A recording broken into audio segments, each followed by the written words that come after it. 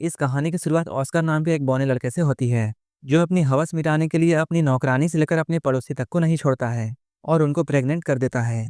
ये कहानी ऑस्कर के कारनामों से भरी हुई है। तो चलिए देखते हैं ऑस्कर और क्या क्या कारनामे करता है। इस मूवी का नाम है टिन ड्रम। इसे 1979 में रिलीज किया गया था। इस कहानी की शुरुआत में हम लोग एना नाम की एक औरत को देखते हैं, जो कि अपने खेतों में काम कर रही होती है। तभी वहां पर जोसेफ नाम का एक आदमी भागता हुआ आता है और पुलिस से छुपने के लिए उसकी मदद मांगता है।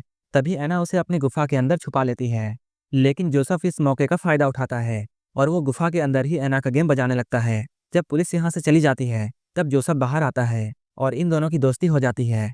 इसके बाद ये दोनों एक दूसरे के साथ रहना शुरू कर देते हैं, लेकिन एक दिन पुलिस उसे पकड़ लेती है। इससे पहले कि पुलिस उसे अरेस्ट करती, वो पानी में कूदकर भाग जाता है।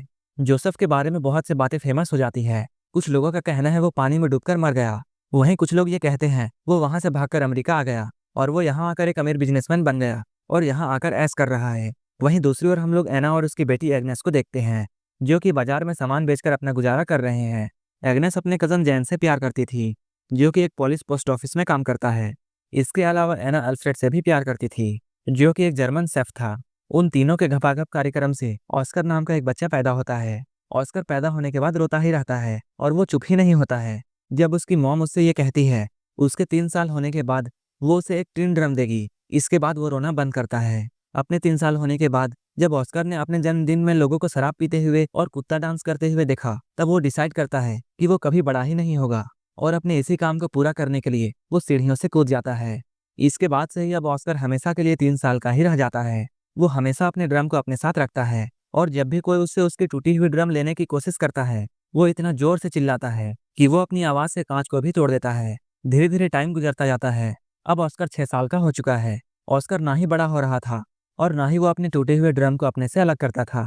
और जब भी कोई उससे उसकी ड्रम को छीनने की कोशिश करता, तब वो अपनी आवाज से कांच तोड़ देता था। ऑस्कर के इस पावर को देखकर सारे डॉक्टर हैरान थे, लेकिन उसके मॉम और उसके परिवार को ये जानना था कि ऑस्कर क्यों बड़ा नहीं हो रहा है। हम लोग देखते हैं एग्नेस हर थर्सडे को ऑस्कर के साथ शहर जाती थी और वो ऑस्कर को एक दुकान पर छोड़ देती थी। इसके बाद वो जैन के पास जाती थी और वहां जाकर वो जैन के साथ भयंकर घपाघप करती थी। लेकिन एक दिन ऑस्कर को अपनी माँ के कान के बारे में पता चल जाता है। ऐसा करते हुए कई साल बीत जाते हैं और अब ऑस्कर 12 साल का हो चुका है। एक दिन ऑस्कर अपने मॉम डैड के साथ सर्कस देखने के लिए जाता है, जहां वो कुछ बौने लोगों को परफॉर्म करते हुए देखता है। उन बौनों को देखकर ऑस्कर के मॉम डैड को ऐसा लगने लगता है कि शायद ऑस्कर भी एक बौना है। सर्कस खत्म होने के बाद ऑस्कर बेबरा नाम के एक बौने से मिलता है, जो कि ऑस्कर के इस टैलेंट को देखने के बाद उसे अपने सर्कस में काम करने के लिए ऑफर देता है। लेकिन तभी ऑस्कर के मॉम डैड वहां आ जाते हैं और वो ऑस्कर को अपने साथ ले जाते हैं। इससे कुछ दिनों के बाद हम देखते हैं ऑस्कर की माँ ऑस्कर को जिस दुकानदार के पास छोड़कर जाया करती थी, वो दुकानदार भी धीरे धीरे एग्नेस से प्यार करने लगा था। वो उसे और ऑस्कर को अपने साथ लंदन चलने के लिए कहता है, लेकिन तभी एग्नेस उसे मना कर देती है और वहां से चली जाती है। इसके कुछ वक्त बाद एग्नेस को ये बात पता चलती है कि वो प्रेग्नेंट है और उसके पेट में जैन का बच्चा है। इस बात से एग्नेस बहुत परेशान हो जाती है और अपनी टेंशन की वजह से वो बहुत सारी मछलियां खा जाती है, जो कि उसे खाना बिल्कुल पसंद नहीं था। वहीं उसके पति अल्फ्रेड को इस बात से कोई भी फर्क नहीं पड़ता है कि एग्नेस के पेट में किसका बच्चा है और वो एग्नेस को सिर्फ खुश देखना चाहता था। लेकिन ऑस्कर के पैदा होने के बाद एग्नेस को कभी भी खुशी नहीं हुई, इसलिए वो अपने इस बच्चे को पैदा करना नहीं चाहती है और बहुत ज्यादा मछलियां खाने की वजह से उसे फूड पॉइजनिंग हो जाती है और उसकी मौत हो जाती है। इसके कुछ सालों बाद हम लोग ऑस्कर को देखते हैं, जो कि अपनी टूटी हुई ड्रम को ठीक कराना चाहता है। ये सब उस वक्त में हो रहा था जब जर्मनी पूरे पोलैंड में हमला करके उस पर पूरा कब्जा करने की कोशिश कर रहा था। वहीं पोस्ट ऑफिस में भी पुलिस लोग जर्मनियों पर हमला करने की तैयारी कर रहे थे। तभी अचानक जर्मन्स का उन पर हमला हो जाता है। इस हमले में बहुत से लोग मारे जाते हैं, जिनमें से एक जैन भी था। ऑस्कर इस हमले से किसी तरह बच जाता है और वो यहाँ से भाग जाता है। इसके कुछ दिनों बाद हम लोग देखते हैं अल्फ्रेड एक 16 साल की लड़की जिसका नाम मारिया है, उसे अपने दुकान में काम करने के लिए रखता है। मारिया दुकान के साथ साथ ऑस्कर का भी ध्यान रखती थी। धीरे धीरे ऑस्कर को मारिया से प्यार होने लगता है। ऑस्कर की उम्र भी मारिया जितनी ही थी, लेकिन मारिया को इस बात पर यकीन नहीं था और वो ऑस्कर को अभी भी बच्चा मानती थी। जब एक रात अल्फ्रेड किसी काम से शहर से बाहर जाता है, तब वो मारिया के बेड के पास जाता है और वो एक चूहे की तरह उसके कंबल में घुस जाता है और घपाघप करने लगता है। मारिया को भी ऐसा करने में अच्छा लगता है, इसलिए वो ऑस्कर को नहीं रोकती है। धीरे धीरे ऑस्कर उसके और भी करीब आने लगता है, लेकिन अचानक एक दिन उसे ये बात पता चलती है कि मारिया का अफेयर अल्फ्रेड के साथ चल रहा है और मारिया अल्फ्रेड से बहुत प्यार करती थी, लेकिन अल्फ्रेड सिर्फ उसका यूज कर रहा था। मारिया इस बात से बहुत ज्यादा दुखी होती है और वो रोने लगती है।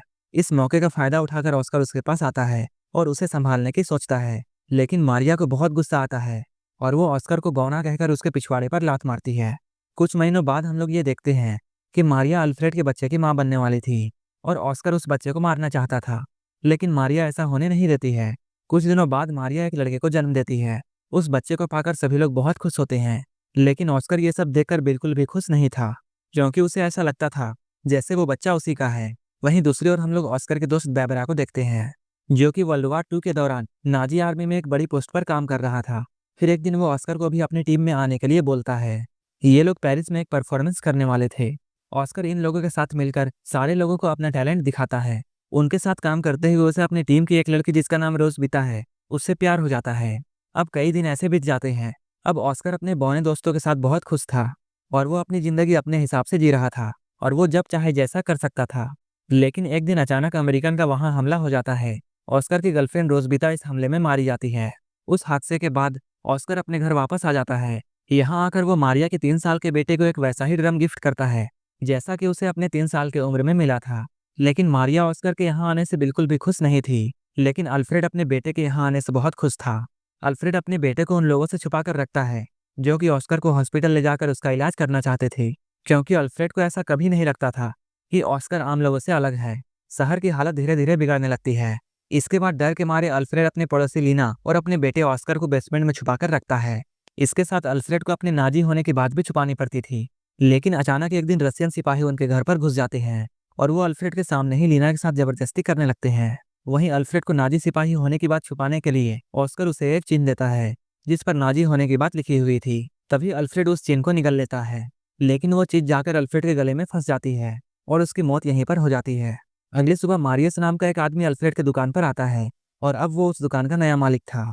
दुकान को अपने कब्जे में करने के बाद मारियल अल्फ्रेड का फ्यूनरल कर देता है, क्योंकि उसने हाल ही में अपनी पत्नी और बच्चों को खोया था और वो जानता था किसी अपने को खोना कैसा लगता है। अल्फ्रेड के मरने के बाद ऑस्कर को भी ये बात समझ में आ जाती है कि अब उसका इस दुनिया में कोई नहीं है। इसके बाद ऑस्कर फिर से ये डिसाइड करता है कि अब वो बड़ा होगा। इसके बाद ऑस्कर अपने ड्रम को भी अल्फ्रेड के साथ दफना देता है, लेकिन तभी कहीं से एक पत्थर आता है और वो सीधा जाकर ऑस्कर के सर पर लगता है, जिसकी वजह से ऑस्कर वहीं पर बेहोश हो जाता है। यहीं पर एक आदमी इन लोगों को बताता है कि ऑस्कर अब बड़ा होने लगा है। मूवी के लास्ट सीन में हम लोग ये देखते हैं एना को छोड़कर बाकी सारे लोग इस शहर को छोड़कर जा रहे हैं, जहां ऑस्कर को पता चलता है कि उसके चिल्लाने की शक्ति अब जा चुकी है। और लास्ट में एना वहीं पर रह जाती है जहां से इस कहानी की शुरुआत हुई थी और यहीं पर यह मूवी खत्म हो जाती है।